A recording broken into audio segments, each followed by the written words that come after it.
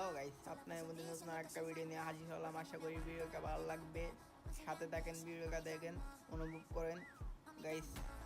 So আশা করি আপনার ভালো আছেন। আমি আলহামদুলিল্লাহ ভালো আছি। তো গাইস, একটা আমি পড়তে গেছি, সামনে একটা এনিমি আমার দিকে রাশ দিতে আইতেছে গাইস।